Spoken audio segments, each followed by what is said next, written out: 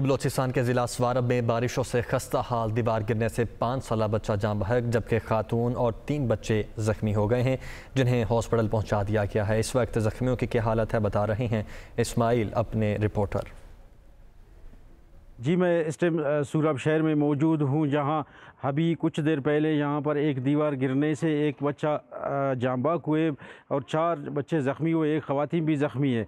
ज़ख्मियों को फौरी तौर पर अस्पताल मुंतकिल कर दिए गए, जहाँ पर डिप्टी कमिश्नर और एसपी सूरब मौके पर पहुँच कर रेस्क्यू करके इन ज़ख्मियों को फौरी तौर पर निकाल कर अस्पताल पहुँचा दिया। जहाँ आज ये बच्चे सुबह से खेल रहे थे, अवैस नामी जो बच्चा था यहाँ पर खेल रहे थे, आज वो इस दुनिया में नहीं है। इसकी लवाइकी भी इधर मौजूद है। एक आप देख रहे हो कि यहाँ पर ये कितने मतलब बारिश की वजह से ये जो घर है ये काफ़ी मुतासिर हुए। ऐसे कई घर है जो बारिश की वजह से कम से कम इस टाइम से हम लोगों के जो डिस्ट्रिक्ट है 5000 के करीब ऐसे खस्ता हाल घर मौजूद है। लेकिन PDA में और हुकूमत बलूचिस्तान से अपील करते हैं कि यहाँ पर टेंट की फराहमी जल्द से जल्द करें।